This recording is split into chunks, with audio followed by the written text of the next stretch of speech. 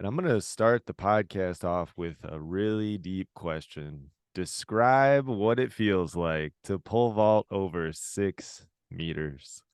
I'm just glad I get the chance to even answer that question because 6 meters been like for most pole vaulter, it's like a dream you have that you might not think is possible. Right. So I've been attempted it now. This was my second time, I guess. The first time in New Mexico when I jumped 590, I think I just kind of was a little overwhelmed with first jumping 590. It was a big bar too. Right. I didn't have any good shots. It was 3 bails and yeah, but it kind of made my mind like, I can attempt this bar and I've jumped bars similar to it. So, but I guess making it was a very surreal feeling and I think it tops like my number one like pole vault achievement and emotional like event and whatever. Right.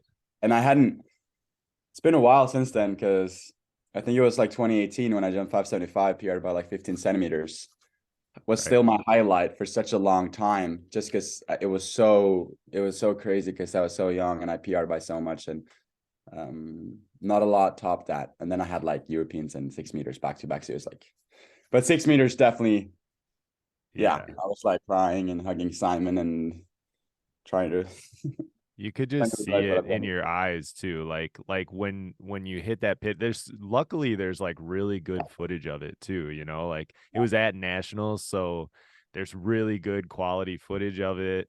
And just I love watching the way people react to like big bars like that because you couldn't control what you did afterwards because there was so much joy just came out of your body in that moment, and it was so cool to be able to see that. Yeah, it was amazing for sure. So like you said you had a few shots at it at after you made 90 the first time in Albuquerque, but you said you didn't. Did you finish one vault at it? Like, did you finish or was it No, all bails? it was three like I'd planned and take off and just ride the pole and land on the pit. Really? So like this is the first time that you really attempted Yeah, it then. I didn't even like kind of make the pole because I made the pole. I had a good jump on the jump before at 590. The first time I ever jumped on that pole, but I kind of thought like, I don't know. I was like thinking after the jump, like, I don't know how I did that. Um, it didn't, it just kind of was like, so then at 6 meters, I was still like, dude, I don't know how I did that. Right. So I couldn't do it, but nationals was just like, it was way more on. Like it was on from the start. Like I was just hitting poles, boom, boom, boom. Never like Mm. a really bad jump. And so I was way more confident at 6 meters. I knew that the first attempt was like one of those bails things because I was also going up a pole.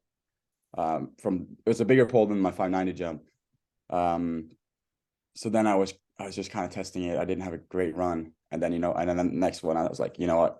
If I don't make it now, I don't think I'm gonna make it. So I just got to do it. Yeah. Well, it's that same thing. I don't know if you ever listened to this podcast, but I listened to it for a bit. whenever I talk with Mondo, like that's like the number one thing is like that's what he does so well is it's just like, okay, this is a brand new pole. I've never jumped on it, and he sends it first rip. And that like all the greatest bars probably, that have really been made by people are usually in that moment where it's like, I don't know if this pole is going to work, but I have to trust in Yeah. my training and trust in my abilities. And then there's a point in that jump where you make that full commitment.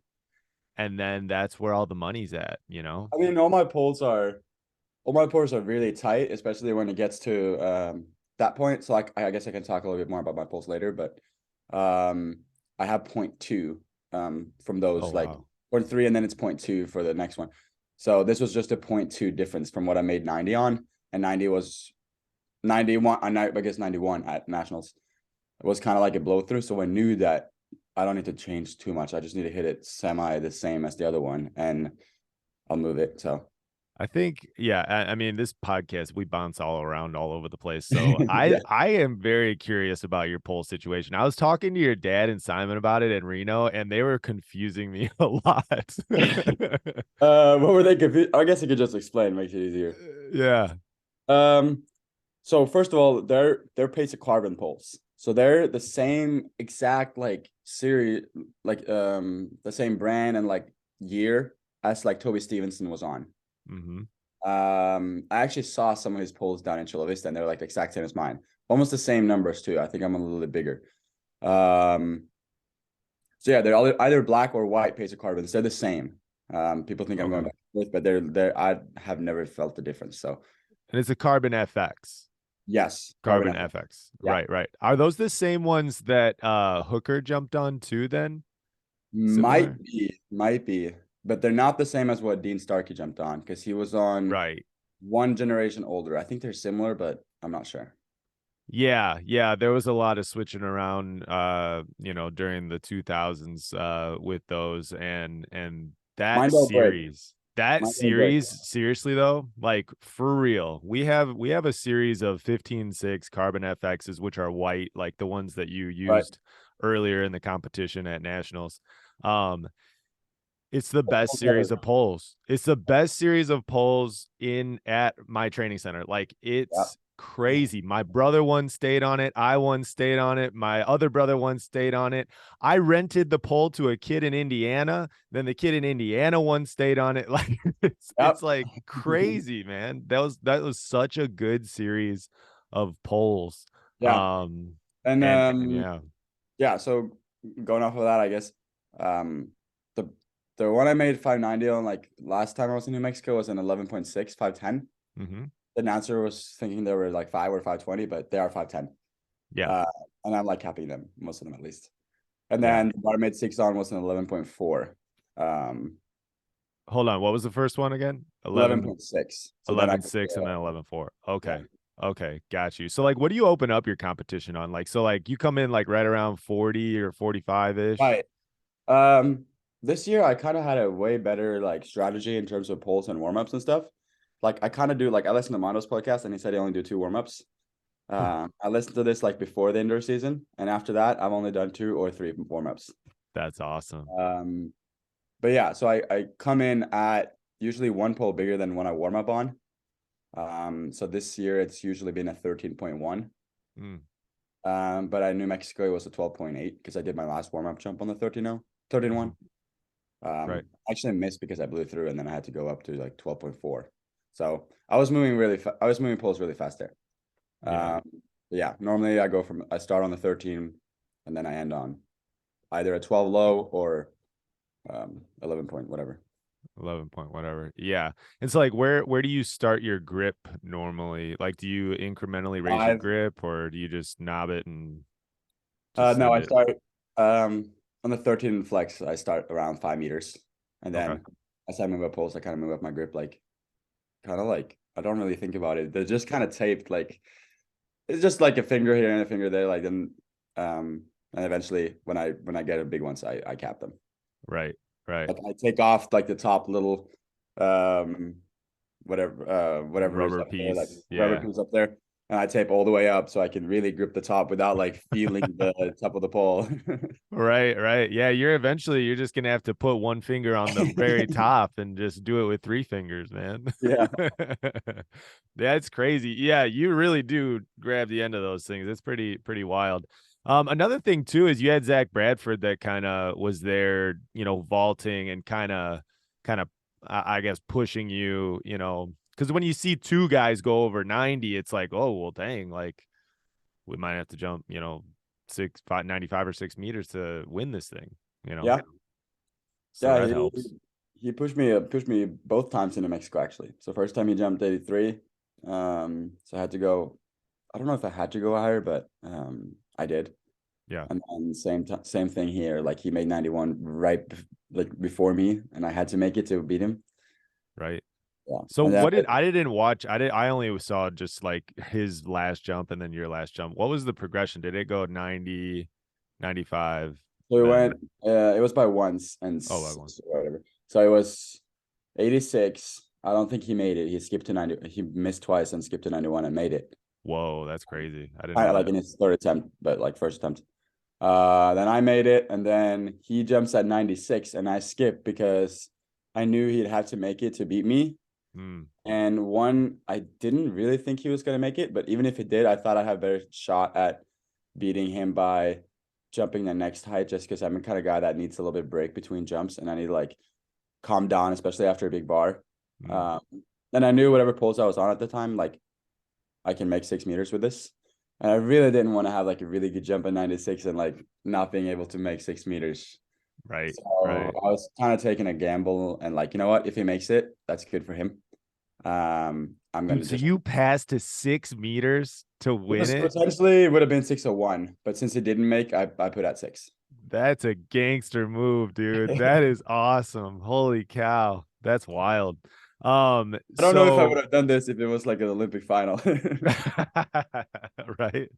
Well, But I yeah, mean, the thing is the first time you went over 90, it was that was like the big one where I saw where I was like, oh man, that was a big jump, yeah, like, and I saw that, and I'm sure you probably looked at the film and you were like, well, if I just do that same thing, yeah. I should be able to make 6 meters. That was my thought process going into that. Me too. Yeah. That was crazy, man. It still is like kind of sinking in. Like, hold on, Sondre made 6 meters. That's crazy. Yeah, me How too. old are you? How old are you? 23. I turned 24 in June. So, Goodness gracious, man. Is Albuquerque the best runway in the world? um, I haven't jumped on all the. I know there's some good one in France, Mm, another place in Europe, but I think it's definitely one of my favorites. And together with like Arkansas is also really nice. I I've haven't never jumped at jumped on Texas that one. Tech either, but I know it's good. Is Uh, Texas Tech a raised runway too? I'm not 100% sure. I think the whole thing is raced, like the whole like track. Oh, I'm yeah, not yeah. It's I'm like a not sure platform though, but it's also altitude there, which helps a bit. at Texas Tech. Yeah, Lubbock, I'm pretty sure. Really? Huh. That's interesting. I didn't know that. Oh, don't Yeah. quote me. No. Yeah, right. Yeah, because my personal best was at Albuquerque as well. Whenever I was jumping, and man, that thing is really fast. Except my run was at like 100. I think it was 143. Was 143 feet was my run. So like I had to start on that bank a little bit. Me too. Yeah, Mine is 158, one 157. 157. Yeah. Goodness gracious, They might have that's moved it. They might have made it longer since you were there. I don't know. But I'm yeah. starting with my left foot on the bottom of the incline. My Wow. right foot's like in the incline. Obviously, it didn't mess with you too much. Not too much. I did you think I got hit though by a distance runner? I did. I did see that. Yeah. That was crazy. That was during your 6 meter attempts? No, it was luckily not. It was I think it was 586. 86. Yeah. Yeah, that could have been bad. That was yeah, that was pretty crazy. So were you surprised? Like when like did you kind of see it coming? I I I guess I can say it this way. Like I knew that I could make it. Just from 590 last time. Um, I didn't necessarily think I would just because I had a crazy like travel week the week before with Europeans to Turkey and then um back to New Mexico. So it was like a crazy like week and a half and I was like super jet lagged, like and all that stuff. But I knew that like I guess when I started warming up and started having my first jumps, I knew like this is gonna be a good day because I'm moving on crazy poles and my run up is really, really far. Mm, So I guess I knew it was possible, and it was my goal after like winning. Um, right. but yeah, one thing is thinking you can do it, another thing is actually doing it. So Right. And then falling down and like seeing it up there still. It's yeah, just like, yeah, like I just did whoa. that. That must be such a big like mental barrier too. It's like there's a few mental like 580 is a kind of a mental like barrier, but then that 6 meter Mhm. one, it's like there's so few people in history who have done it, and it's just like, I mean, it's getting up there now, quite, you're adding to the list for sure, but uh That just mentally must be pretty crazy. Cause like now it's just like, okay, now to PR, like you're gonna jump 605. Yeah. It's like, holy cow, man. Now you Yeah, got your I work think, cut out for you. yeah, I'm gonna. I think 601 is the next goal, and uh, Yeah. I want to break the outdoor collegiate record, which is 6 meters. That actually Mondo has, so that'd be really cool. Um, What is it? six 605? meters, 600, 600. Really? Yeah, it's kind of Ah, ideal because then one I get to jump at 601, which is a PR, and right. then you get to break the collegiate record. Yeah. So how is that? Like my brother and I were talking about that the other day, like growing up in this era where like to be the best you have to jump 622. Like how does that, cuz like whenever I was coming up, if somebody jumped 90, that was the best jump in the world, Yeah, you know? And like it seems like it's like wow, like you got to jump 90 just to compete now, yeah. you know? Um, I think it's like it's always been like that for me. Like it's always he's always been there. So it hasn't been like all of a sudden this guy's coming in. Like Mm, it's been like a gradual thing where he has been the best for a long, long time. mhm. Even I mean, even when he wasn't the best, he was still like a crazy junior or youth or whatever. Mhm. Um, so I've always knew that he was like kind of the guy to beat and really, really hard to beat. Yeah. But I think it has pushed me in like, you know what, 622 is where the world record is. So 6 meters is really just on the way there. It's not like Mhm. the end goal. And if he can jump 622, I should definitely be able to jump six. Kind of like that was kind of my mindset, I guess. Yeah. Um, Even though, yeah, like he is a freak athlete and all that, but I think it has pushed the other guys to really up their game. And yeah, I don't know if I would have jumped as high as not, but I mean that's hard to say. But I Yeah, also but it's I also know like what a you're thing where saying. it's also like a thing where I'm like, you know what, now my end goal is not jumping 6 meters. I already done that, and the world record is 622. So I'm gonna shoot for 610 next. You know, Mhm. like what do I have to like? I'm trying to figure out with my coaches and everybody, what do I have to do to make 610, and what theoretically do I need to do to jump 623? You know, Right. um, Right. like That was I'm one not. of my questions. What is that? What is that? Like what do you think you personally Yeah, have to do that? You take off so well. like Like it's insane. Your takeoff is absolutely insane. The power that you jump off the ground with and where you take off, that's like a huge thing that I think is going to really help you out in the future. But where do you think your 610 or 620 is?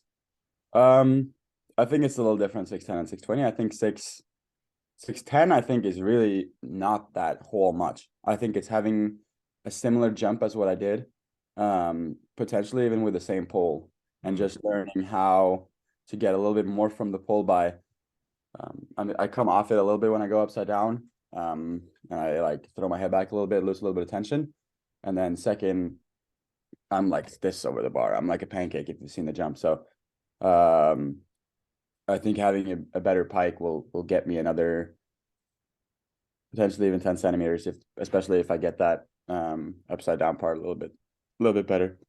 So yeah. that's 610. I don't think I need to like improve like physically like a whole lot. Like Right. um I mean I'm always working on both things at the same time, but yeah.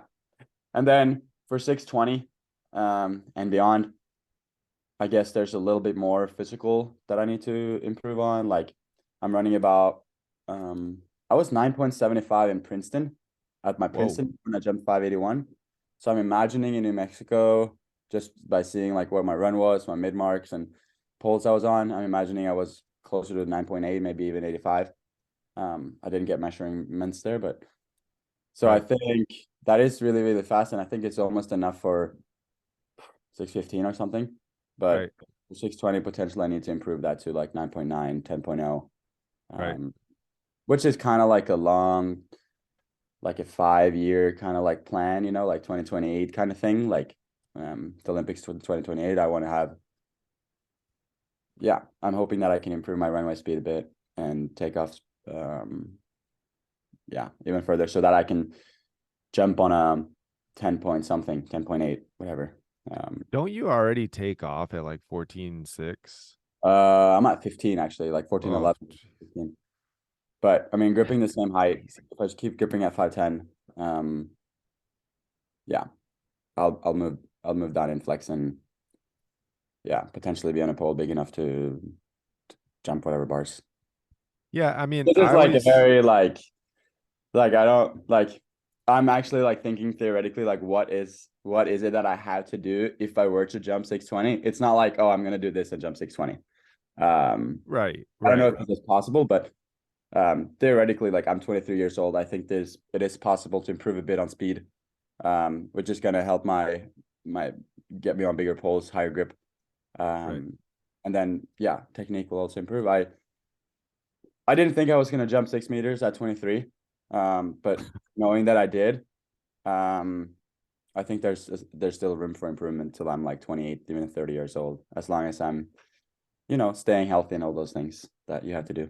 Yeah, I think that's the question for all of the, there's like a good, group of people your age that are jumping, like really, really high. I think that's the question is like, okay, like what's this going to look like at 30 years old? Like Yeah, what will they look like at 28, you know, and how can we keep the body together? How can we, stay away from injury and things like that, but then continue to still, progress in the speed and the technique. I think you're exactly right. I think that your technique, you're one of the lucky ones that's like you could improve some on your technique, which is awesome, because if you that's one of those things, improving to 10 meters per second that's pretty tough to do. That's really, yeah, really hard. But yeah. improving your technique is not out of the question for sure. Yeah, that's what I was thinking too, and that's why I'm like, these technical things is probably what's gonna help me jump higher the soonest, and then just by consistent work, hopefully the physical things is slightly improving. Like there Right. are lots of sprinters, for example, who's run, I guess, 10-1 at 23, and then at 28 they're running 9.9, 9.8 even. Mhm. So if they can do that on the 100 meter or 60 meter, um, it should be just as possible for a pole vaulter. Mhm. Maybe even easier actually, just because yeah, they haven't been training like a professional sprinter for forever. So Yeah. Yeah, for it's sure. kind of like overlooked a bit, like the speed thing. Like you can get faster even after you're like 20 years old. Speed is not just like, I mean, it's not a thing you're just born with. um, and yeah, like I look at Kevin Mayer a lot, like his speed progression in the 100 meter and the hurdles. Mm. Um, and I think he ran like a 10.9 or something at 23, and then now he's running a 10.5. Right. Just by like being super, super professional and figuring out, okay, what do I need to do to improve a little bit on the start, a little bit here, a little bit there, stride length, frequency. Just being really, really smart about it and trying to see, yeah, what is. And for pole vaulting, like I'm trying to look at like, okay, what is my runway speed compared to my max speed without a pole? And my percentage is really, really high already. So meaning there's not a whole lot to work on. By running with the pole, I'm at like 93, 94% of my maximum speed, Oh, um, wow. That's which is good. is just Yeah. pretty much the cap for most people. Yeah. There's not a lot of people running like 95% of their max speed. So Right. I need to, for me to be able to run faster on the runway, I need to run faster without a pole. So I need to actually get faster, which is harder than just improving your running with a pole technique. So, but Right. For sure. And I always tell, athletes that I work with is like, if you can jump, let's say if you as an example, if you can jump 6 meters, like on a perfect day, you could jump 6'10". Like if things were just if they tweaked a little bit this way or a little bit that way, it's not like we're talking about like a foot difference or like a foot and a half difference. Like it could be, something really simple. So like if you're there, if you can jump 6 meters, you can jump 605. If you can jump 605, you can jump 610. Yeah, You it's know, like always like that. One more pole. right. I mean, you can always go one more pole somehow. Like, yeah. So how do you like manage this whole uh like being the Norwegian national record holder and like having to jump in Europeans and then like also having to jump in NCAAs and like you were just talking about how you jump 90 in Albuquerque and then you got to go across the world to compete in a meet over there and then come back to NCAAs. How do you manage that? I think I'm lucky that already at 23, I'm fairly experienced with the whole travel back and forth America, Europe kind of thing. Mm-hmm. Um, just from doing it like quite a bit. And I've learned ways to um, be good about jet lag and knowing when to sleep and when not to sleep and um, all those things. And really being smart about planning it out. Like, so yeah, I jumped like the conference meet on a Saturday, and then I flew to Istanbul on the following Monday, so 2 days after. So I was there from Monday till Monday really, but the meet was early in the morning Friday and late at night Saturday. So I kind of decided to go early to really get acclimated. Then I had like almost a full week to get ready. So I felt Mm. pretty good. I felt pretty ready when I was there.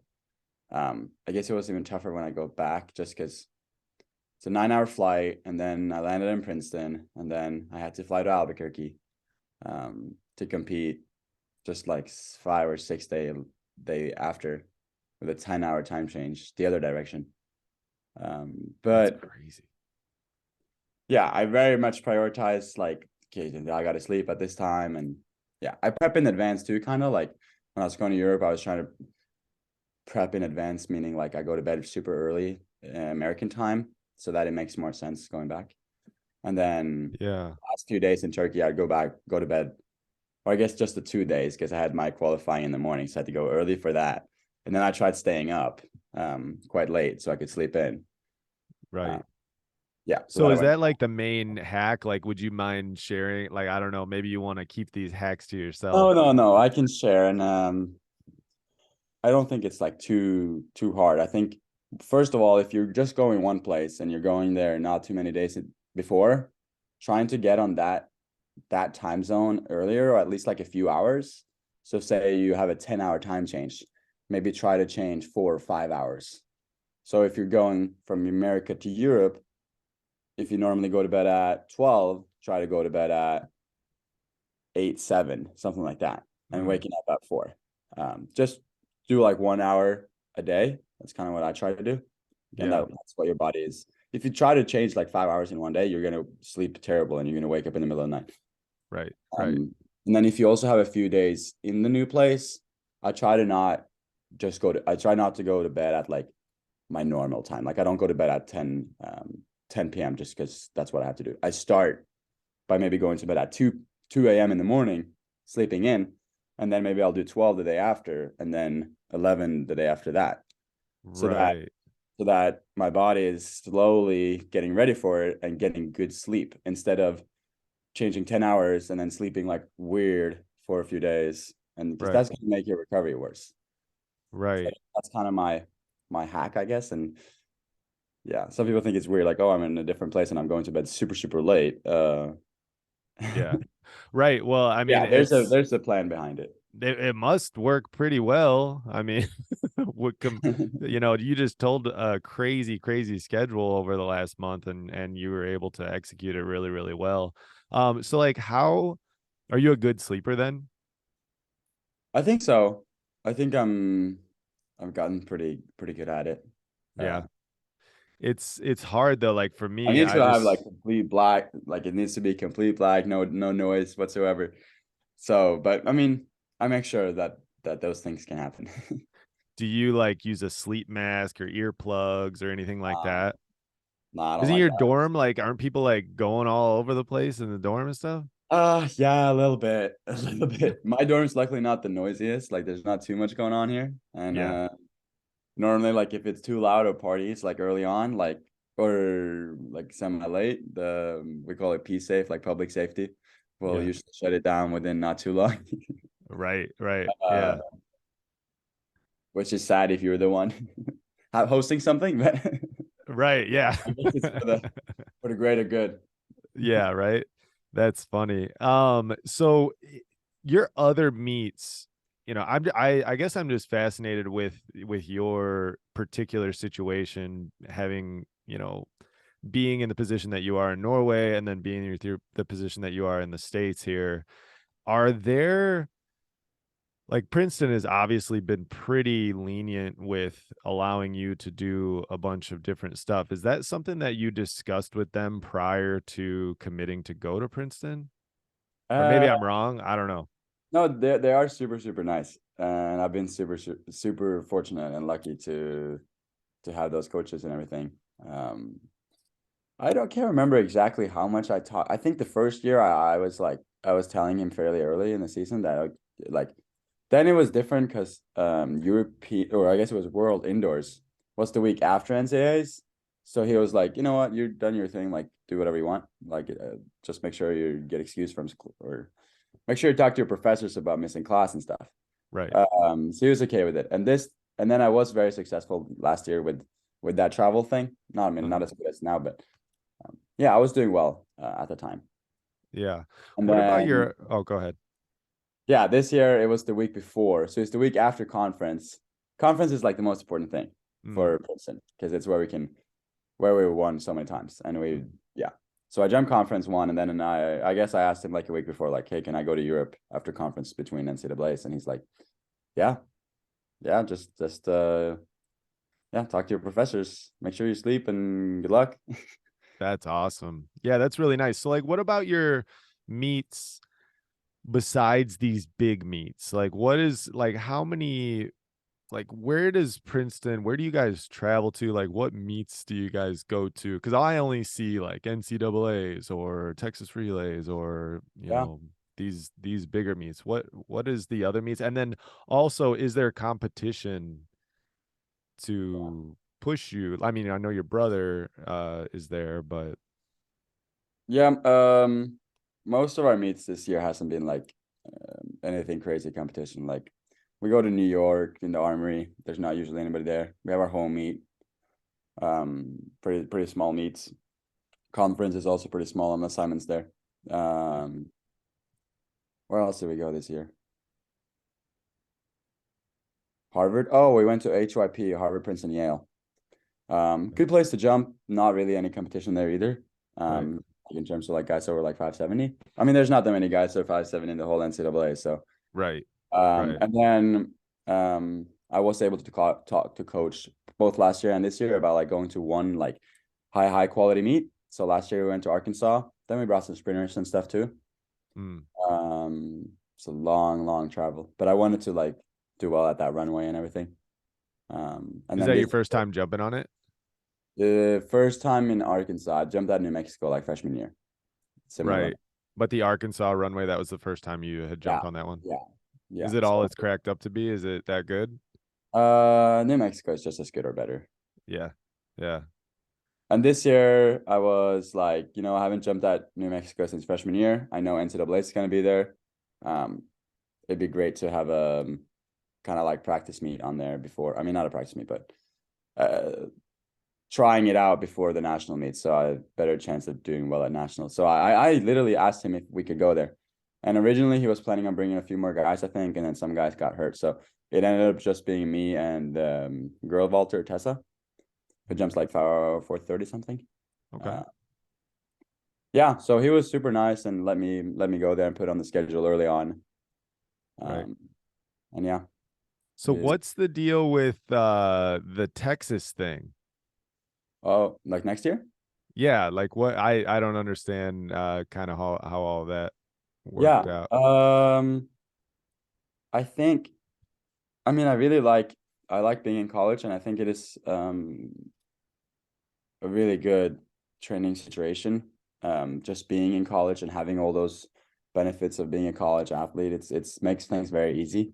Yeah. Um, like everything is like taken care of. You get food, you get housing, especially if you're on scholarships, and um, yeah, you get teammates, you get friends. It's just I really enjoy the life, I guess, in college. Right.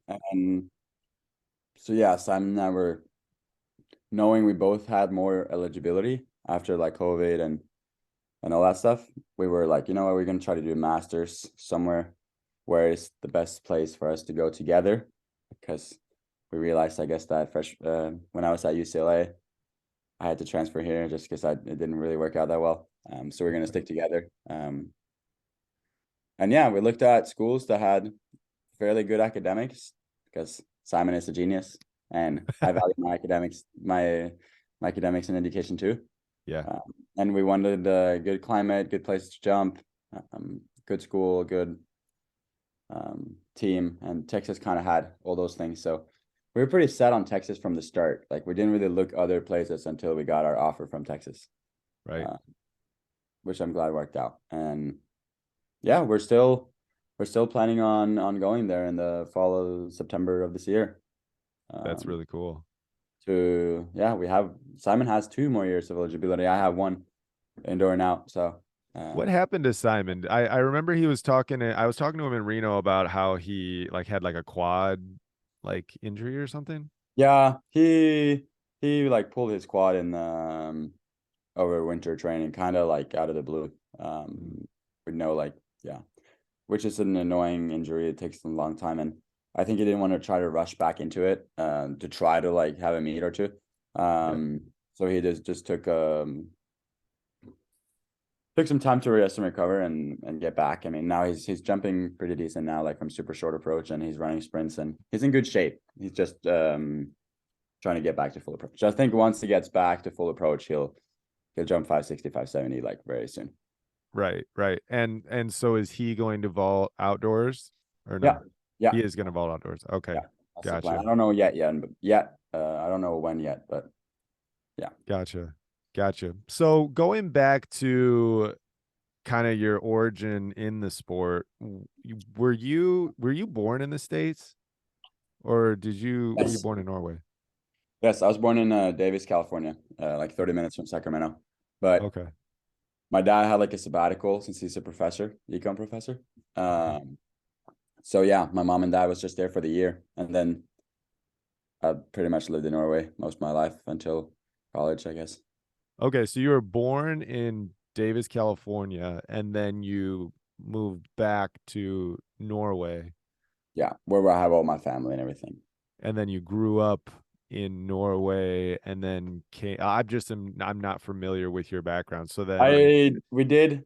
My dad had those sabbaticals 3 times. So in 1999, when I was born, 2010 to 11, and then 2017, 18. That's so I graduated from Davis High School, but every year in between Norway. So like people get it confused because they think you were born in Norway. No, you're born in the U.S. So you grew up in the U.S. And I'm like, no, I grew up in Norway. I've right. just had a couple of years, a year here and there in the U.S. In California. Gotcha. Gotcha. Gotcha. Okay. All right. That is making a little bit more sense now. Yeah.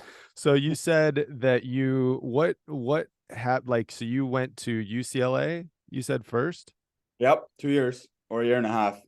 year and a half, and then what Well, happened there? Is it two just no didn't work two out? two full years, but I guess I was sent home because of COVID. Oh, yeah. Okay. All right. Yeah, 2 full academic years. Okay. And then what caused you to want to transfer to Princeton? Um, Mostly athletics. It was the training group and or I guess more the lack thereof. Um, and just like the coaching situation, it didn't feel right for me. And I felt a little bit like by myself, and um yeah, like it wasn't quite the experience I'd hoped for with athletics. Yeah. Um What did you jump while you were there? I jumped really well freshman year. I jumped 3 times over 70. I ended up with 73 indoors. Outdoors, I had like a small injury, like stress fracture thing, so I didn't get back until like conference meet. And I jumped 60, I think, at nationals, which was ninth. Yeah, right. That's crazy. Yeah. So I mean, I didn't do bad, but Right. I tried the next year too. I guess I realized like by the end of the first year, like, I was like, I don't know if this is the right, but I wanted to make it work. But then yeah, towards the end of towards my second quarter, I guess I was like, I'm gonna try to see if it's possible to transfer. Yeah, and join What the what made you choose Princeton? Um, do you know? I don't know if you know August Kyles. He was the former Princeton. He had a Princeton record. I like 542. He Okay. graduated in 2018, and I got to know him during my time at UCLA because he was training with Coach Curran as well, which was my coach at UCLA. So yeah, I got to know him there, and he had actually tried to recruit me to Princeton back in like 2017, and I just like didn't really. I was like, I'm settled on UCLA. I don't want to deal with the New Jersey weather or whatever. Right. Uh, Right. but yeah, I got really close with him, and he said that I should try to transfer to Princeton and see if they. I didn't really think it was possible to transfer to an Ivy League. I didn't know Mm. they did that. And they didn't know either actually if they took transfers with athletics. So Oh, so this is like a common like so it's not a common thing no, not at for this all. to happen. I'm not very familiar with Ivy League and I did not do so well in high school, so I didn't really have the actually I was recruited by Harvard and then Me too. I think I sent them some of my transcripts and then they were like then for some reason they just ghosted me. Wow, I don't know why. But yeah, so I'm not familiar with the Ivy League situation. Yeah, I knew kind of that Princeton didn't do transfer much. I don't know about the other ones. I don't think it was. Oops, 1 second here. Yeah, you're good. Sorry, I can just restart. You're good. Yeah. I didn't know that Princeton did. Um, they had only started their transfer like thing, um, like a couple of years before that, and they took like 10 or something a year. Mm. And most of them were like veterans or other like kind of like special cases for why they whatever. So I didn't know that an athlete could transfer there. That's pretty Mhm. much yeah. But then August thought that it would be possible, and I should talk to Coach Fred Samara. And then I hopped in the transfer portal, reached out. Simon had kind of like talked, um, I guess like mentioned the idea, whatever. Right. Um, and then I talked to coach, and he was going to try his best to see what was possible. And then I sent in my application. Um, yeah, and then they What do you let me major in. in there? Psychology. Psychology. Watch out. What kind of do you want to like go into something with that or no? Um, I don't know. Kind of been going back and forth a little bit whether or not I wanted to do something more with it. I think it's really interesting, and I think um, I could like I could have liked a career in psychology, but um, I probably won't. My master's is going to be in sports management. Oh, cool. Uh, because it's a little bit more like business oriented. Um, and yeah, I don't know exactly what I want to do with that either, but I think it's a good starting point. Like psychology bachelor from Princeton and sports management from University of Texas. It's a 2-year program, so Mhm. it's a full master's. And we'll see. I mean, I am hoping that I will pole vault until I'm 30 something, and then I'll figure something out. Then Um, you'll open up the within the sport. Guttormsen School of Pole Vaulting, right? Maybe I'll do something like you. Definitely possible. Yeah. Uh, Well, you guys, I think like for what we did, like my family was just very uniquely positioned to do it because we had, a good amount of pole vaulters in my family, my dad, my all three of my brothers and things like that. So it gave us a really good head start to do it, whether as opposed to if it was just me, so like with you and your family, I just feel like that like would give you like a huge head start, but you'd have to have all of them on board with it. yeah, no, it definitely would be cool. So what role has your dad played in your career? Was he the coach who kind of taught you how to pole vault, or did you have a different coach in Norway, or? Um, Good question. I guess I like that question. Yeah, he was the one introducing me to pole vault when I was like 9, or even Mm, I guess 8 actually, the first time I touched a pole. But it took a while till become like a consistent thing. So mhm. he introduced me to it. He like pole vaulted like when he was super young. I think his PR is like 370 or something. Okay. Nothing impressive. He was a hurdler for the most part, and really liking track, but then kind of leaving track for a while when he was like getting married and working as a professor, and kind of like wasn't much part of track. I think I don't remember his story perfectly, but I think he was Right. kind of leaving track for a while after he stopped running, um, and then yeah, he kind of got back into it with first me and my brother as well. We joined the club to do all events, but he was the one kind of teaching us pole vault. And then what kind of accelerated things was that sabbatical he had in 2010-11, where we moved to Davis, California, that just opened up. Or we were kind of looking to see if there was like, oh, can we do like pole vaulting there? We weren't really sure. And then we looked around, and my dad found this like brand new club that I just started at Davis High School. I think he found it on Facebook or something. Yeah. They had a really good like decathlete guy that was needed like to train all year, and he was Okay. also a good bowler. I think he jumped like 490. Ian Rock actually. Ian Um, Rock. Okay. he went to Duke and he did pretty well in the decathlon, but I think he should have just done pole vaulting. Shout out to Ian Rock. Yeah, great guy. Um, Well, no, he's they're definitely a part of it because I think it was his mom that kind of like helped start this club. So we would jump twice a week with high schoolers, and we were like 11 and 10 at the time. Oh, wow. That's Just cool. hop in on the club.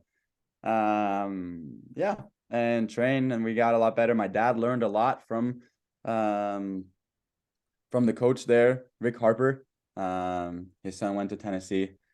Um, yeah, we learned a lot. My dad learned a lot. My dad started reading books, watching film. I got very much into it too. Even though I was a little kid, started watching a lot of YouTube, the normal like stuff. Yeah. Um, and yeah, and then sorry, I kind of talked a lot about that, but No, that's when no, we this is all the stuff that people don't know, like yeah, that's what they like to hear is what created this 6 meter machine. yeah. I think it's very important, like how I got in there. Then we went back to Norway, and we still kind of try to learn from everybody because we were very new. Like my dad wasn't a professional coach or anything. Right. Uh, so we took a lot of visits to Sweden to visit a guy named Pekka Dalheid. He unfortunately died like I think it was 10 years ago now, but Oh, or 2013, 14 or something. Actually, kind of soon after we visited. So that was really sad. But he helped and taught us a lot. He was like um, had very much of like the Petrov kind of like technical model, mm, maybe like a little bit changed, but very similar. So we learned a lot from him and some other coaches there. And then we got a Polish pole vault coach a few years during that time as well, that we trained with twice a week. Um, she was like a really good junior vaulter. She okay. jumped four something, and she was in the world youth and all that stuff. Really taught us a lot of stuff and taught my dad a lot of stuff, which has kind of been the theme throughout our whole career, like learning from other coaches, um, That's both cool. improving as athletes and as coaches, all of us. And then lastly, I think the last guy that kind of helped us is Gustav Hultgren, who's now kind of like have a bigger role in Gothenburg track and field or in Gothenburg pole vaulting. He's Okay. coached Melker, who jumped 582, and Michaela, who's jumped 480 something. Okay. So we Is would like Gustav, take is he the one who collects a lot of the data? yeah, He yeah, is. few things from longitude Okay. and whatnot. I'm wondering if this is the same Gustav. I just can't remember his last name that emailed me. So he like gave me some really, I'm a really like data. I like the I'm sure it's data. him. If there's a good Okay. shot, All it's him. right. Well, shout out to him because Yes. gosh, man, he does such a good job collecting that stuff and just very, very kind to have let me see some of that. So Yeah. So there's been a lot of people like involved in both me and my brother's successes, I guess. And I think my dad's been really good at like constantly being eager to learn from other coaches and knowing that yeah, he's been getting a lot better and is now a pretty good coach. But always like still we try to learn from Gustav, like and everybody we meet. Like in the summer, I'm probably gonna spend some weekends here and there down there, with or without my dad. yeah. Same with Simon, to continue just learning and improving. And I think both Simon and I have become a lot better coaches too lately. And now during the last 2 years at Princeton, it's been a lot of Simon and I helping each other out in terms of technique and training. And yeah, and Simon he coached me most of this year. I saw that at Reno. That was really cool to see you guys working together. That was the one thing I noticed is I was like, okay, Simon's kind of running the running the coaching role over here. Yeah. It's pretty cool, man. Yeah, And he that's knows me so well now. I mean, we even lived together at Princeton, yeah. and he really knows like my pole vault psyche. Mm, So he knows like, okay, you didn't really move this pole, but we're gonna go up still because I know that's kind of how you work. And I saw things here that if you change, you're gonna move up pole. And just things like that. Like I was in Europeans and I was jumping on one pole at 570. And then we were kind of thinking that, okay, well, I'm going to stay on this pole and make 80 on it because I think it's going to work. And he texted my dad and was like, no, you have to go up a pole. So then dad kind of calls me over and was like, Simon told you to go up a pole. And I was like, okay, that's so I'll do it. cool. He's even watching the live stream and dad's been sending videos. And then I went up a pole and made it first attempt. Like that could have been, if I had a miss there, that could have been it. That's really crazy. So Simon's younger than you, right? Yeah. How many years younger than Year you? and a half. A year and a half. He's 2001 and I'm 99. Okay, so that right there, I think people would find very fascinating because it's not every day that a big brother is going to trust his younger brother, with his pole vaulting. And so it's really, really cool because sometimes you hear about families that are really there's like sibling rivalry and they want to try to beat each other and things like that, and that's super like selfless of Simon to be like, you know what, I'm gonna do whatever I can to help my brother get to where he wants to be. And then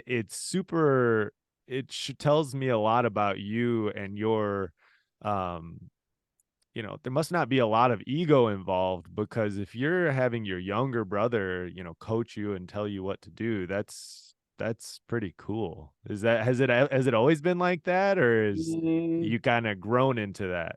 I think we are kind of grown into it because when we were in Norway, it was more like dad telling me. Mm, And then the more time I spent with Simon and the more time I was kind of like away from dad too, just because he lives in Norway.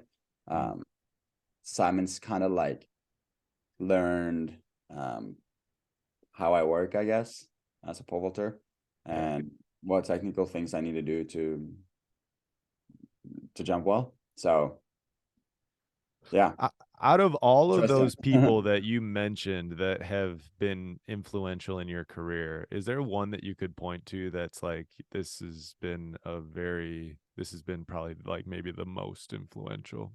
I mean, it must be Simon just because without him as like a training partner I mean, he's been my training partner since I was 8 or 9 or whatever until 23. So, or almost 24. So it must be him, even though there are coaches that I really couldn't do it without. But Right. yeah, a training partner is also very important. Maybe just as important as a good coach. So Clip that section. That was a good clip, man. yeah. That's so cool. Yeah, Luke and I, so I took over Luke's training. I'm old. I'm like 8 years older than Luke. But I took over his training we've been training together for a little over a year now, and it is different. It's just different, taking, when you have your dad working with you, just the training dynamic is a little different whenever it's like your brother versus your dad. And I don't know what it is, but it's a different thing. And it's been, so far, knock on wood, working well for Luke and I, and that's just so cool, that you guys had this kind of brother, combo that's really Yeah. been really good. And then I'm No, assuming that you do the same for Simon. yeah, absolutely. I don't know who's a better coach for each other though. He might be better for me than I'm for him. I don't know. Oh my. I try to be on it when so I can improve as a coach too. But Right. it's been working out pretty well. So if I were to ask Simon, what is Sondre's biggest strength? What's he gonna say? Probably going up holes All and right. not and being fearless. Like I can go tell me to go up a pole. I won't think twice about it. That's what your dad told me in the coach's box. Is he was like, no, Sondre, he'll go on a pole and then tell him to go up a pole and he'll blow through the next pole. Yeah. I was like, because like there was one jump at Reno. I think I'm remembering this correctly. There was one jump at Reno because him and I were sitting next to each other, and you went and you landed a little shallow, and then somehow you guys came to the decision that you were going to go up a pole. And I was like, Sure, it worked too. he just landed shallow, and your dad was like, no, watch, just watch, and then Yeah. you go and it was perfect. Yeah. I was like, how did that work? That's crazy. You just get maybe a little bit more hyped up and I think there's and just also make like it if I happen. see there's a little mistake that I normally don't do and that I know I won't do on the next one, I know like, you know what? Yeah, I was shallow on this one, but it felt fine. And if I just fix up this little thing, it's gonna be super soft. So I'm gonna go up and hope that I Mm, fix that little thing. wow. What would he say your biggest weakness is? Oof. You have no weaknesses. No, I have weaknesses. I've been improving a lot this year with my weaknesses, I guess. Um Now it makes it sound stupid that I don't have any weaknesses, but I definitely do. Like, what's it? I mean, I guess maybe a way that we could rephrase it is like, well, it kind of goes back to, what's going to be the thing that makes you jump, 5 or 6'10", you know? I think a lot of the it's been a lot better this year, but I think my run has been kind of like inconsistent for a while. Um, What part of it?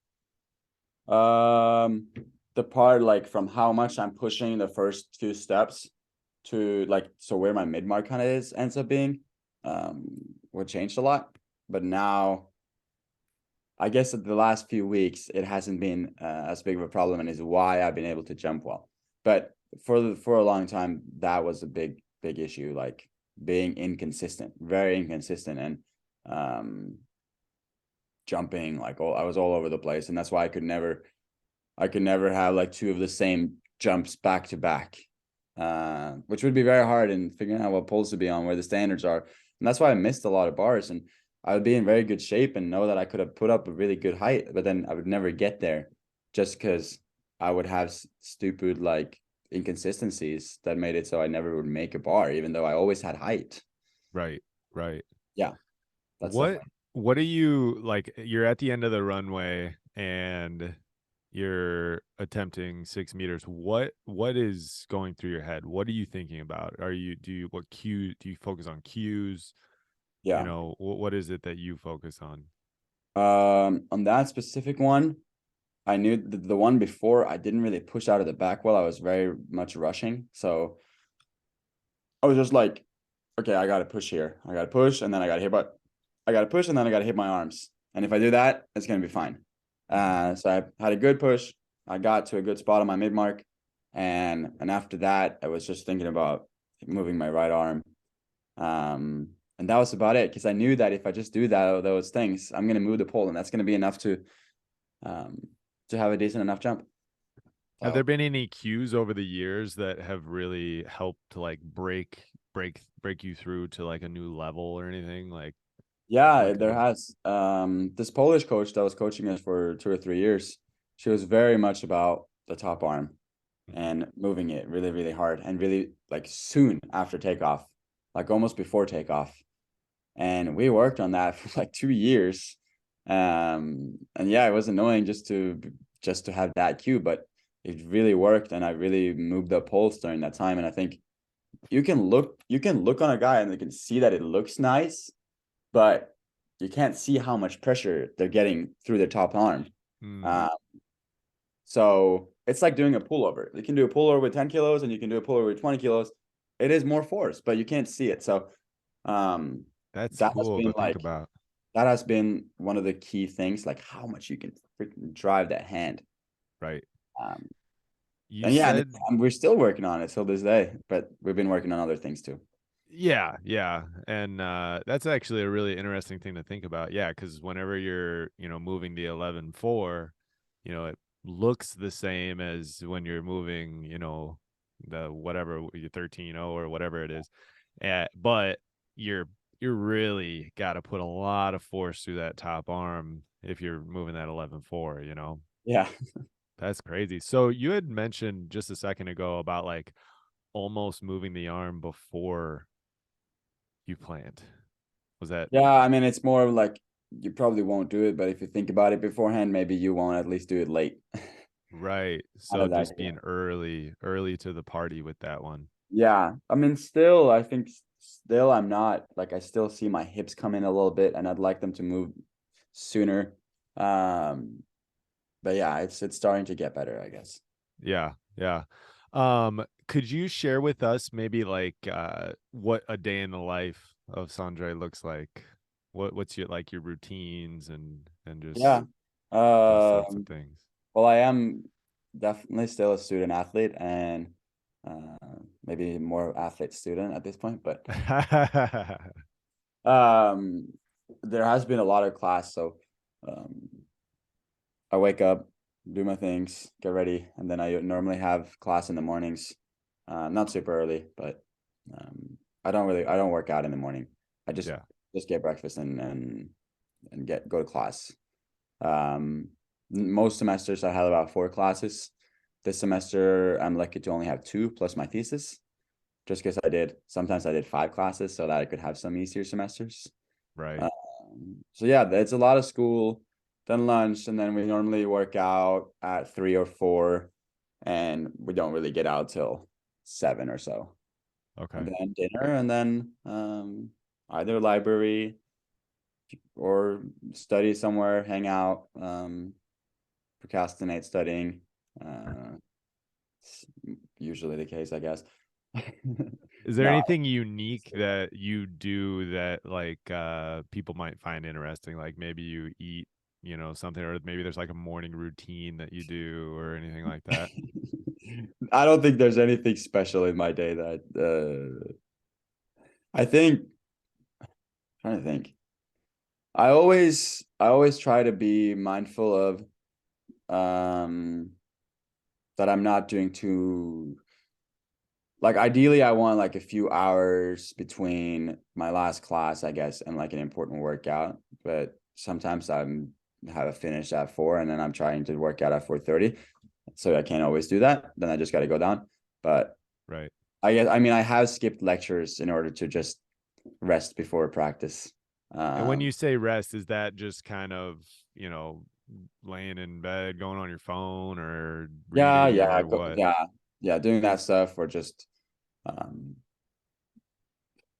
not doing anything like super taxing or like I mean sitting in lecture sometimes is just sitting there for hours in a chair or whatever Right. where you're gonna go pole vault and maybe have an important workout is not always ideal. So Yeah.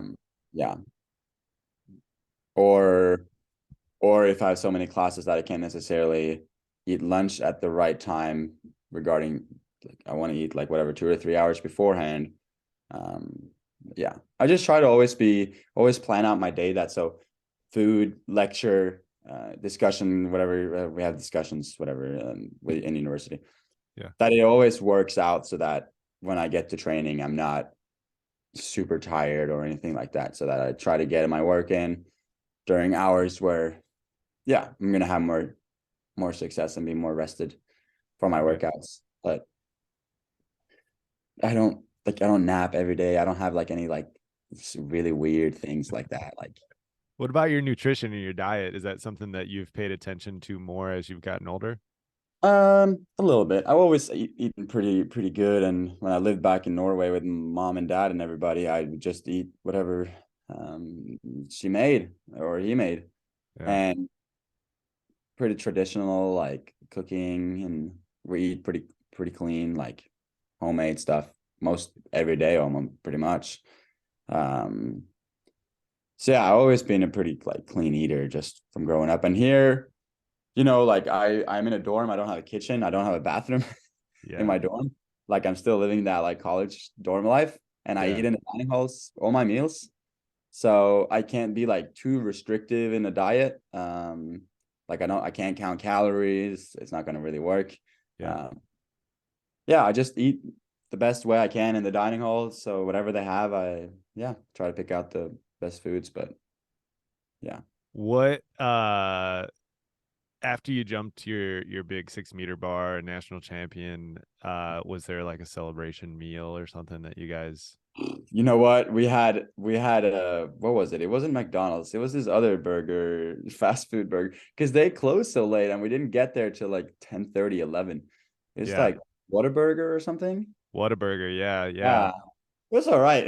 But I mean, it wasn't my best celebration meal, but it was the only thing open and it was fine. I was with three friends and yeah. Right. That's hilarious. What do you think is the hardest thing that you have had to overcome so far in your career? Oh, injuries. Really? Yeah. Um, I've had a lot of injuries and it's maybe been um why my progression's been like I jumped 575 at like 18 years old or 19, I guess. And then last year I jumped 582. That's this much improvement in Yeah. like 4 or 5 years. So Right. it's not a whole lot. Um, and I think it's because the injuries have made me like not as consistent, both in my jumping and in my training. Um, so yeah, injuries. What I had kind of injuries do you deal with? so I had stress fractures in my back, 15, 16, 17-ish years old. And then pretty common pole vaulter when you grow a lot and that stuff. Hmm. Um, yeah, it was hard, but it wasn't the worst, I guess. Um, but then in 2019, I had like a foot thing, ankle thing. I got a stress fracture in my talus bone in my foot. Um, it was super frustrated because I did the whole doctor's plan and everything.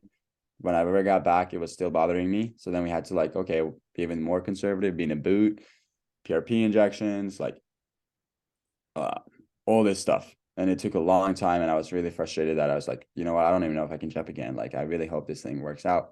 I don't want to have surgery. And luckily I didn't. And it did get better finally. Um, so yeah, that was always hard to deal with, like not knowing if you're going to be fine. Right. How do you get through that, like mentally? Like, what I were there anything think that you did? not really. I think it's just like, you know what? I can't change this. It's gonna go how it goes. So there's no need to be more upset about it than yeah, it is annoying, but like I'm not in control of it. I have to just do the best I can and follow the plan, I guess, and then hope that it works out. And it did. So Yeah. yeah. How Never long did never that? need to worry beforehand, like you Yeah. can worry if you get there. Well, it's hard too. It's hard to stay present, like with where you're at, because especially now with social media, I like couldn't imagine going through an injury during this time because it's like you just like pull up your phone and it's like, oh my It gosh, was it everyone's was just during popping off. when did Mono set the world record the first time? Was it 9, 2020? 20, I think it was like Was it right COVID? Yeah, I think it was. when we were about to shut down. Yeah. Yeah, so that was when I was hurt. Oh my And gosh. I remember like watching that and I was like still kind of in my boot walking around. Yeah. Well, at least you Fun to like, watch, but I was like, you know what? I really wish I was there competing. Like, right. But isn't that kind of I mean, it's never a good time to get injured, but like going into COVID is like there wasn't a whole lot going on, you yeah, know? it helped, and yeah, it made it a little bit more calm, like knowing that I didn't have to like that there would be less competitions. So Right, right. So it you helped. maybe, But that was when I was kind of like I was already kind of coming back. right. But Are there yeah. things that you do to mitigate your like, stress on your back or stress on your foot and things like that? I was talking with an athlete yesterday about how as you get older, you just like acquire all of these different things with your body, like, okay, my foot's hurt or whatever, my back hurts or whatever, my shoulder hurts. And then you like acquire these different routines of how you're going to keep those things together moving forward. Is there anything that you do with like to keep your back together or your foot together? Um, jump less. It's the answer to most of those concerns. What Um, does jump less look like for you? um, before I always jumped twice a week. Sometimes I'd try to squeeze in like a third little session or something, but mostly it was twice. Yeah. But I think I was just I always been like go go go kind of guy. Like Uh-huh. I never want to do less. I always want to do more. Right. Um, and that's maybe been one of my limitations, I guess, that I wasn't able to like take rest and do less. So I jump too much. I can't jump like that many jumps anymore. Um, so this year I've been jumping less. We kind of during the fall we changed to like an 8-day training cycle Okay. just because we could and because Simon and I are always training together, so we didn't have anybody to rely on in terms of like when we could jump, when we could be in the weight room, whatever. So yeah, we just changed to 8-day training cycle and would jump twice during those 8 days instead of during 7 days. And sometimes I'd only even jump once or um, like if I didn't feel great one day when I was supposed to jump, I just, you know what, I'm gonna skip this and do something else. Yeah. No hard feelings. Is that 2 days a week plus a meet, or is No, that a no. meet counts as one? Yes, I mean, definitely counts as maybe even two. Right. Yeah, Yeah, for sure. I think as you get older, it's when you're young, you can handle a lot, and when you're young, you need a lot more reps to learn how to do it and everything. But as you get older, if you want to really keep everything together, you can't jump a million times, especially like gripping the heights that you grip and on the poles that you jump on, it's like a very violent activity. Like it's really hard on your body.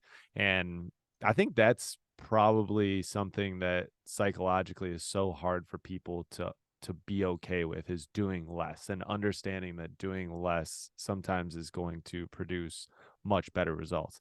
It's yeah. like, what do you mean? Like I'm gonna jump less and then I'm gonna jump 6 meters? I don't understand, you know? I think it's because by jumping less, I can actually jump more because I don't have to take those big chunks out of the year with injuries. And this year, even I though I've been like jumping that. this year, even though I've been jumping less, I've actually been jumping the whole year. So if you look at all the total jumps, it's probably more than when I was jumping more, just because then I had like 12-week chunks where like, I got a little stress thing here. Can't jump for that time. So Wow, that's I've a been really jumping great now point. this whole year, most of last year too. Um, yeah, and a little bit less for sure. But yeah, and then now when I was competing the last like 4 weeks, I barely even had jump sessions. Like maybe I'd squeeze in one Yeah, if I had like enough days before the meet, and I do a few jumps from short approach. Um, right. That's the biggest like difference that I've been trying to help my brother with, is understanding that it's you don't have to do as much as what you think you have to do. I think we grew up in a culture where, if you do more, then there's more honor and pride in that, and things like that. And it's like, it's not a training competition, it's who can pull the highest competition. you know, and we can't all be, David Goggins out here and then try to try to go and pole vault, but That it's ain't just gonna work. misinformation out there. Like there's so many coaches out there that think that it's okay for pole vaulters to pole vault 5 days a week. Yeah, I don't think so. And Messed up. they kind of think like, oh, then you're like a more serious athlete. But I think a serious athlete is someone who can there's a lot of ways to like be super serious, and meaning like off the track really is. I think that's one of the biggest differences between someone really successful and someone not so successful. They can have very much the same training program, but if one of them is way more serious about like what I was kind of trying to say earlier about like how I structure my day around training, even with classes and stuff, like doing that kind of thing, making sure you're eating at the right times, eating good stuff, not staying up late, like even if you have an exam and stuff like that, like you have to sleep, you got to try to find other ways to where you can put in the work. Yeah, you got to spend your weekend studying, I guess, if you can't be out and about. Yeah. And it's like, how bad do you want it? Yeah, and then not trying to do too much in terms of training. Like you always got to be smart about things, and yes, working hard and working a lot is important, and a lot of people don't train enough, I guess. Right. But yeah, I think that's been one of my key like things and why both me and my brother have been having success. Now, what, like, during your off season, like how much time do you take off from pole vaulting? Like let's say in 1 year, is there a time of the year that it's like I take a month off or No, this or that? that's also something I think it's different from person to person how much they need, both like for their mind and for their body. Maybe I think most people really only need it for their mind. I don't think the body needs that much. Yeah. So last year I had a really, really long season, and I took a week and a half off. That was it. Mm. Barely. Like I come back and I'd be like, what, I'm ready to go. Like, but then I kind of like, okay, maybe I'll rest my mind for a little bit, like not doing anything like pole vaulting. So I just go on walks and runs a little bit for like a week. But after that, your body has, unless it has some like serious injuries to deal with, the body doesn't need much more to like relax and get back into training. A lot of people, if they take like 6 weeks or even 2 months, I see people take 2 months or even more, like they'll be finished in July and not start till whatever, October. I'm like, you're gonna get hurt when you get back. Like your Yeah. body needs like stimulus. You need training. And by taking that long break, you think you're like recovering and stuff, but you're gonna increase your chances of getting hurt when you get back, just because if you haven't pole vaulted for that long, like it's gonna be hard for your body to get back into it. Right. Right. And sure, maybe you can take a few weeks off pole vaulting, but you got to do like other stuff. You got to stimulate your body in some way. Like, I think that's really important. And I think a lot, and you get work, like then you start off at a worse point. Like if you take 6 weeks off, you're gonna deteriorate a little bit, and you're gonna have to work the first few weeks just to get back to where you were.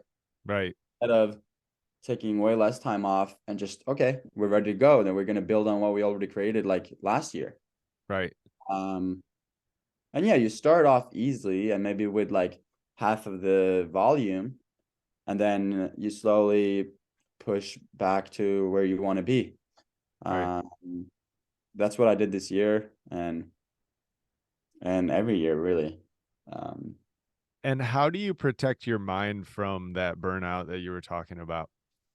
I mean, I've never really been like a guy that would like burn out or be like uh, sick of training or sick of jumping. So it hasn't been a big problem for me. It's more been like other people like my dad and stuff like telling me, okay, you need a little bit of break just to like make sure you don't get sick of this. Right. But yeah, I think changing up the workouts a little bit, the early fall days, like spending maybe more time outdoors, and instead of running on a track, you can run in the forest or run on the trail. Yeah. We've been doing that a lot in the fall, doing like 200s and aerobic stuff on the trail instead of on the track. And yeah, that's kind of been helping in getting different kind of like environments and different kind of stimuli. Yeah. Yeah, switching it up just so it's not so monotonous, Yeah. like just, Yeah. even switching the environment is very, very helpful. So how do you balance your personal life with all of this? I think I'm lucky enough that in college, like what I was talking about earlier, that I really enjoy the college life. And I'm not saying that in like the party life. It sounds like, don't get me wrong, like I don't do any of it, like I don't engage in any of that stuff. And Princeton also is not very much of a typical college, like what you think of a college environment. Right, right, We right. barely go out, like, and I Yeah, don't. So I think the way I balance this is because the track team is so close and we're such a good group. Um, and we really care for each other and we care about each other's success. So we are able to, I mean, a lot of my friends are athletes and I see them on the track, I see them in the dining halls. So I kind of get that social thing for free. Like, and I yeah, don't have to go out of my way to be social. Which maybe right. I would if I was like living in Norway, living with my parents or whatever. Then I would maybe have to go out of my way to get social. But here it's just I wake up, I eat breakfast with friends, sometimes alone, I guess. And yeah, I see them at training, and then weekends we hang out. Yeah, it's very easy, and I really much enjoy it. And yeah. So what do you do like for your hobbies or things outside of pole vaulting? You say you hang out with your friends on the weekend. Like what if it's, if you don't want to share what it is, that's I fine. mean, during the school year, there's not a whole room of activities to like do. Yeah. Guess there's more like a little bit like more summer hobbies, but during the year, it really isn't a whole lot other than training, eating with friends. That's I guess that can be a hobby. Yeah. I love getting a coffee. Like every weekend I'm at the coffee shop either with friends or it's just studying, and it's really nice to do that kind of things. Um, and yeah, I'm studying. Like I am a full-time student at Princeton. It is tough. Academics here are no joke. Mm, Um, so I think I mean, I'd say track is my hobby. Like, yes, it's hopefully going to be a full-time job once, but it is also a hobby and something I love doing. Um, right. and yeah, I try to spend time outdoors, um, interact with friends, and yeah, those kind of things. But I don't play golf or I don't Do any of something. that stuff. Yeah. I was gonna say, yeah, it sounds like pole vaulting's your thing, man. Track is your thing. Yeah, and then I mean, I'm sure eventually, like when I don't have these however many hours of studying a week, that I'll pick up other hobbies. And in the Right. summer, I love going to our like summer cabin and going out with a boat or go fishing with my brother or um those kind of things. But Yeah. So you talking about Princeton and about it sounds like you just fit in pretty well here and talk about going with friends and things like that. So like obviously that's going to change next year. Are you nervous about, trying to adapt to a new environment? um not really. I am very excited for it, and I've gotten to know a lot of the athletes and coaches there already, just from like meets and knowing that I was going to go there. Ever since like committing. Yes, it will definitely be a different life. I will have a bigger space, I hope. Yeah, right. I'm living in a tiny dorm with my brother. I'll still live with him, but in an apartment, and we're trying to get a car. We're trying to just be a little bit more adults. We'll probably cook some food. We'll probably still eat in the dining halls. Probably cook some food. At There you go. Hey, you got to least, start learning sometime. That's no, I can hilarious. cook. Don't worry. It's just, I mean, we don't 90 something percent of Princeton students live on campus. So, Yeah. Wow. Yeah, that's crazy. um, but yeah, it'll be a different environment for sure. But I am very much looking forward to it, and it seems like the guys are great, and yeah, It'll I'm be nice excited during to. the winter time. Yes, I'm very excited for the changing climate and training outdoors. I'm pretty much training here indoors all year. I know. It's crazy. Even It's though I so mean hard. it gets decent in like May, but then May you're pretty much done here, you know? Yeah, that's what I always say is I'm in the Midwest in Chicago, and Always it's like, indoors. yeah, well, you get about a half of a month from May 15th to the end of May, you get good weather, and then it's done. So you Yeah. get like 2 weeks of the season. Yeah, we're like, Okay. oh, 1 day outside. Nice. Yeah, right. Okay, so hold on one second. Sorry, I ran over my headphone cable there. So after you're done with Texas, my question was, what's your life going to be like, in 5 years? So after you're done with Texas, obviously, track in Europe is much bigger and much, bigger support system in Europe. So I'm assuming you're probably going to go back to Norway. Uh, I'm not, well, first of all, I don't think track is, maybe more people watch track, but then maybe they watch like the Worlds and Olympics and Diamond Leagues more there.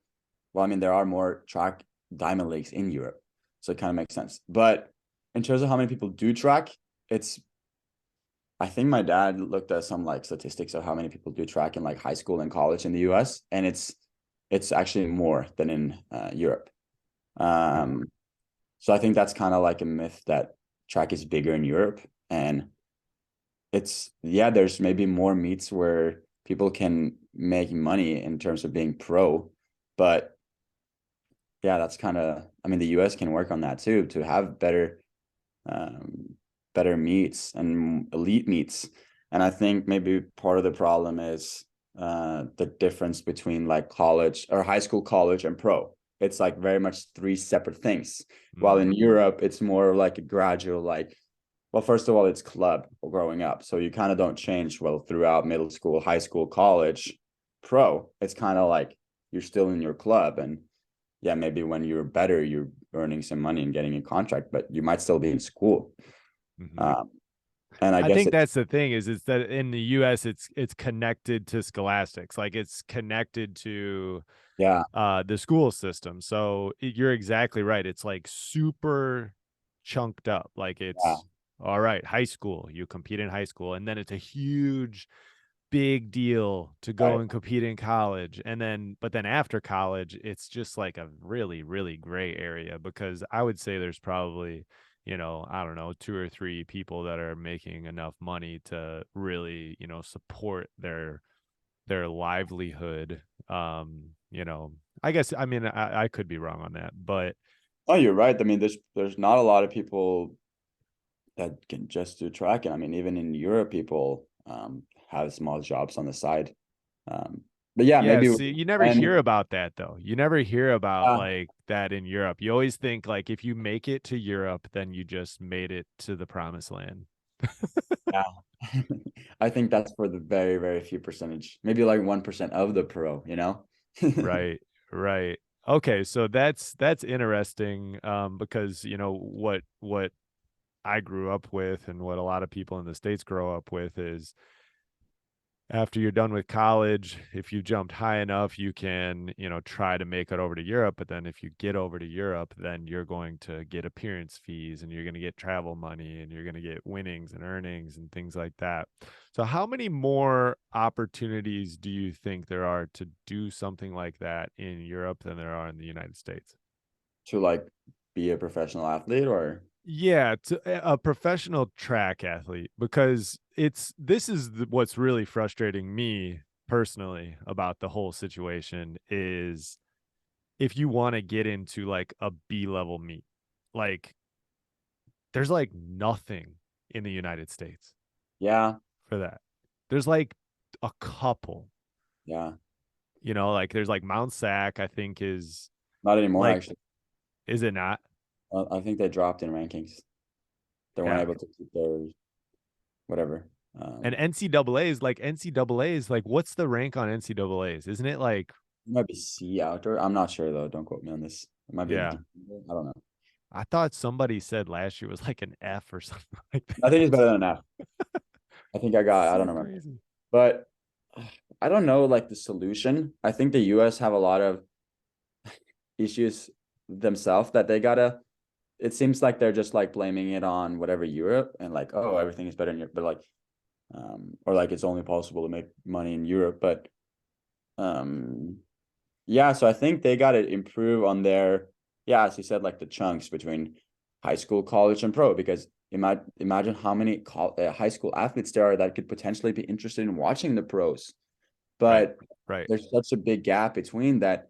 Like if you ask a high schooler who the best like whatever long jumper, even I mean, yeah, people probably know who Mondo is, but there it's a big like gap, and people don't really know like who are pros and whatever. So Right. um, I think That's like what we're trying to do. Like Rise is trying to create something that people can like be a fan of. And like, so like whenever you go out and you meet a pole vaulter on the street, it's like, hey, did you hear Sondre jump 6 meters? And them not be like, who's Sondre? You know, yeah, like that's the big thing. That's, I think, the hugest disconnect is we had a kid last night at Rise when we were coaching. Me and Luke were coaching, and he goes, "Hey, I was I was watching on YouTube the 2022 World Championships. Do you guys know anybody who's ever jumped there?" And Luke was like, "I jumped there last year." You know, like, and he was like, "Really?" And I was like, that's so crazy that like somebody who like works inside of our building or who trains inside of our building doesn't even know that Luke pole vaults, let alone made world championship team last year. yeah, And so that's where I think Europe might, you can tell me if I'm wrong, might have a better leg up than us, because maybe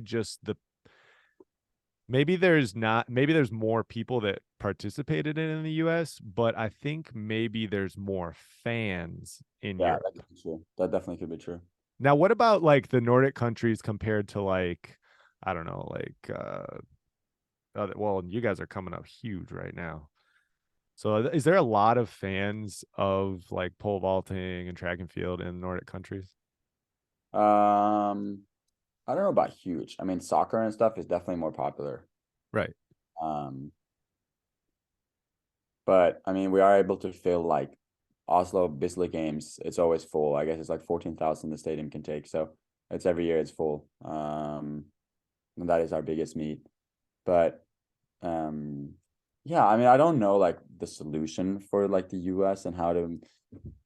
I think they do have some things to try to sort out. And I mean, it's not perfect in Europe either. Um, but yeah, Right. I'm not 100% sure.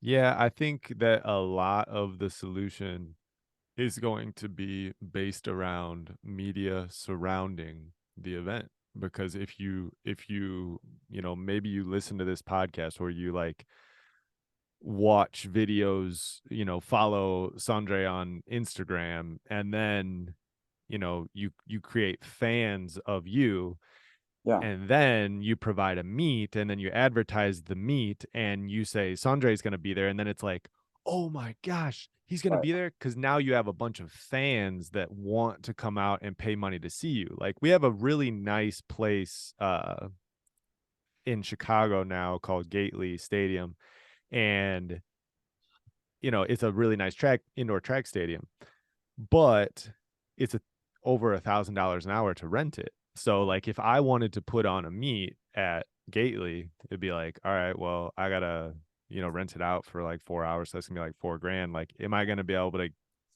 get enough tickets, to be able to justify that? Diamond leagues, I would be interested to see what the financials are on diamond leagues, to be honest with you. No idea. Be Couldn't tell you. kind But of interesting. yeah, I guess your question also was asking about like where I see myself like pole vaulting in like 5 years if I'm in Norway or whatever. Yeah. Um, I think a little bit of the plan with going to Texas is also that if we do really like it and if it does really work out well, we could potentially see us living there post collegiately, training at the like I think it's very nice and easy to train at like a college facility. Yeah. And Austin is a really cool city. And obviously, I haven't spent too much time there, but I visited a few times.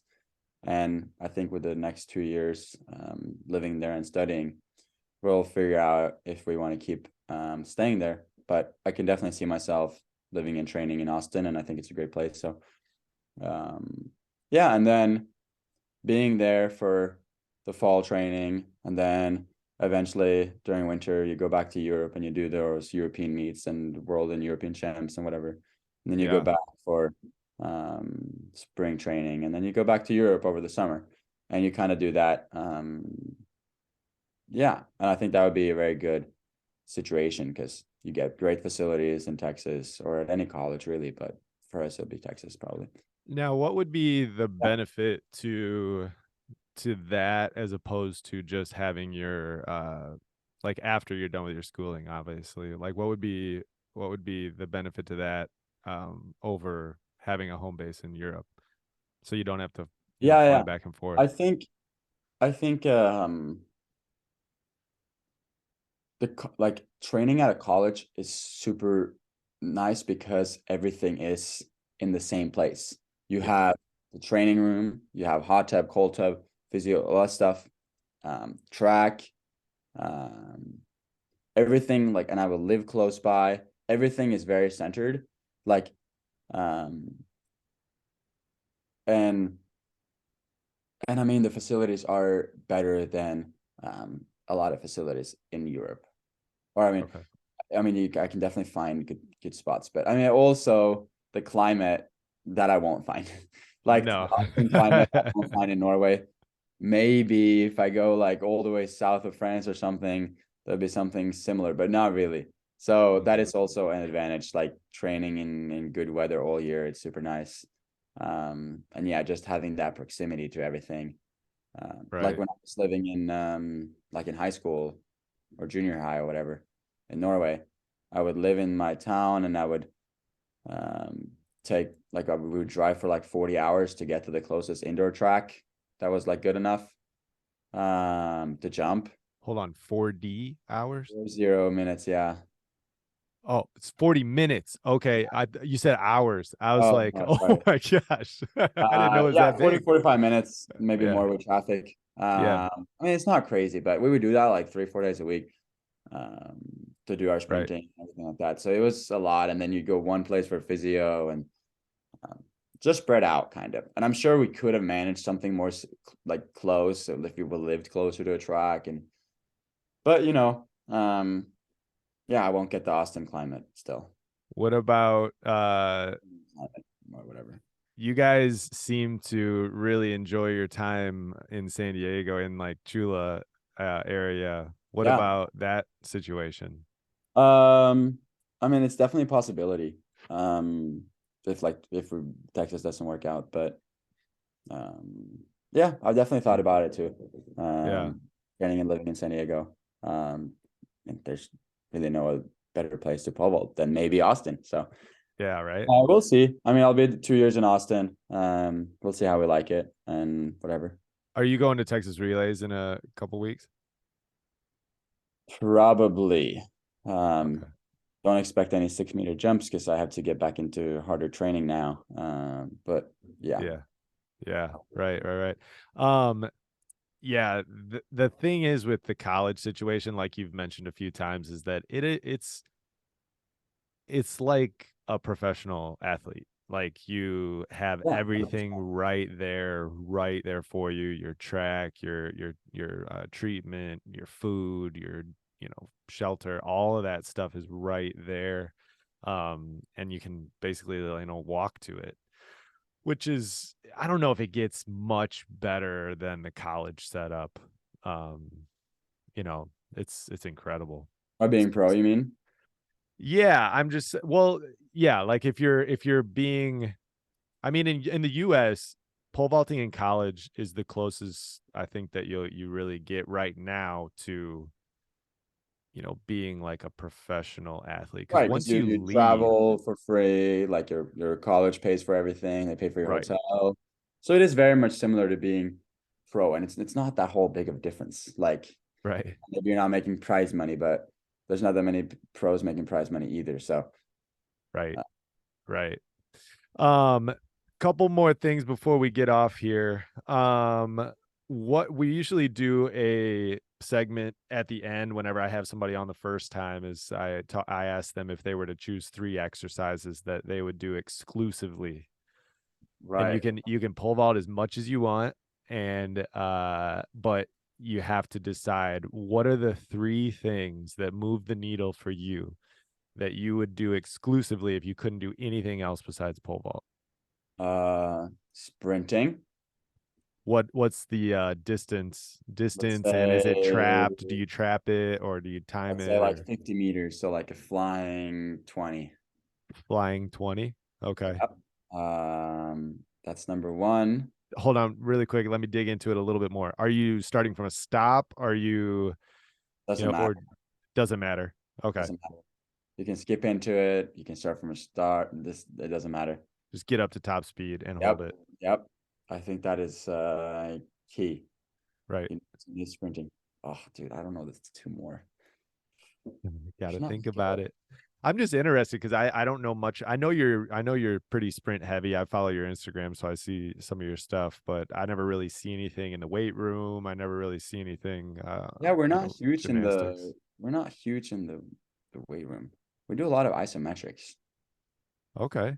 But I don't know if like we do like a lot of iso lunge holds. Really? Yeah. That's an interesting one. Weighted or just body weight? Oh, just body weight. Huh.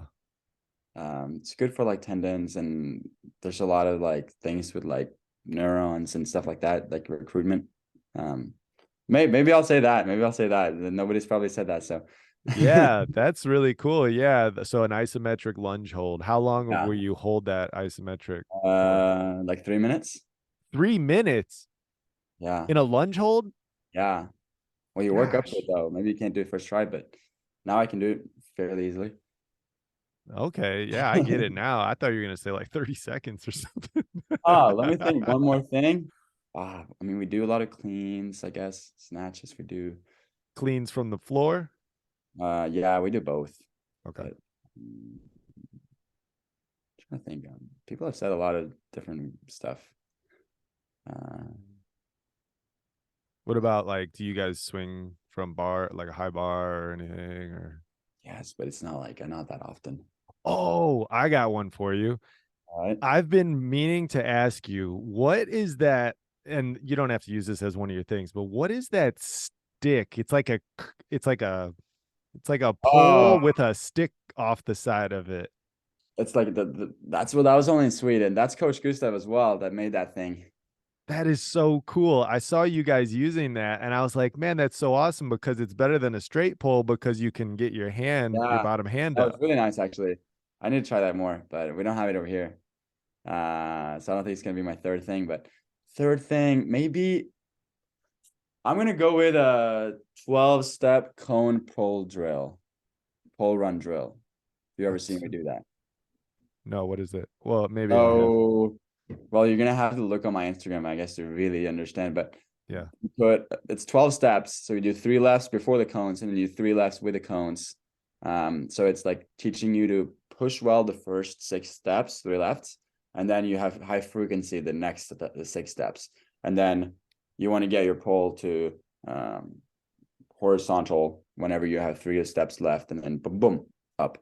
Right. Uh, I think that's been a good key to our like we've been doing it quite a bit in training to get that rhythm and staying nice and relaxed and pushing out of the back and then getting frequent and tall. So yeah, I guess those are my 3 things. A lot There of we running. go. I guess it's very running based, but I think that's also been very, very important to yeah, to my success. I mean, I have pretty high runway speed and it's because of sprint training. You know, it's interesting because if I were to guess, this could be totally wrong, but I would say Europeans are more sprint heavy I think and it's because we're less more weight room. track and field heavy. Like we're more and less just pole vault. Like most of the pole vaulters in Europe have been doing other events. So like we've been Right. training as track and field athletes and not as pole vaulters. I Right. think that's maybe why. that's the case. Yeah, because Mondo's, he's sprint heavy, I mean, he and is very much like, yes, he competes for Sweden, but I mean, he grew up with pole vaulting, but I think he's been good about.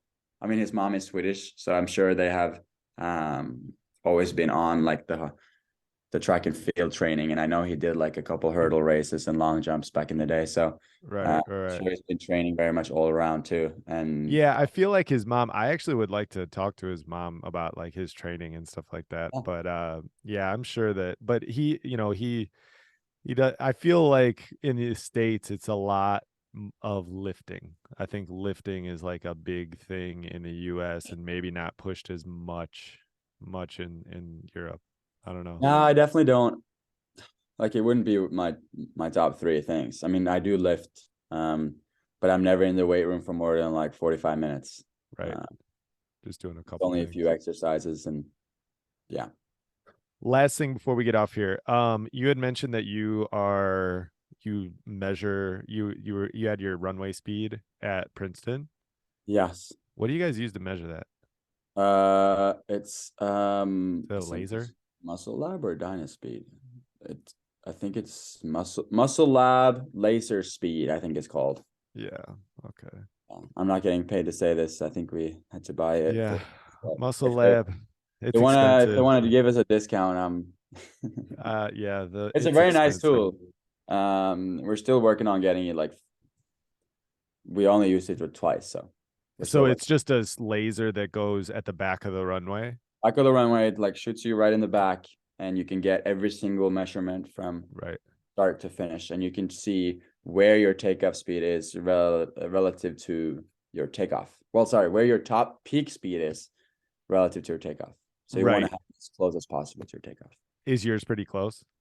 I don't, we couldn't figure out the calibration this time, but when Gustav measured me like a year back or so, it was fairly close. Right. Right. Yeah, I want to get one of those so bad. Yeah, it's cool. Got a Good couple tool. ideas for him. Yeah. Mm. Sondre, you're a busy man. Thank you so much for your time. Really, really Thank appreciate you. it. Where could people follow you if they wanted to? Instagram, Sondre_PV. So my first name is spelled SONDRE_PV for you guys know why. I post on YouTube if you just search my name, Sondre Guttormsen. I post every once in a while, like meet recaps and stuff like that. Yeah, you can add me as a friend on Facebook if you want to, I guess. But mostly my biggest one is Instagram. And yeah, he's a really good follow too. If you don't follow him, I enjoy his content and his YouTube content as well. So, Sondre, thank you so much. Really thank you. appreciate your time. Yep. All right, guys. This is the One More Jump podcast. Talk to you guys later.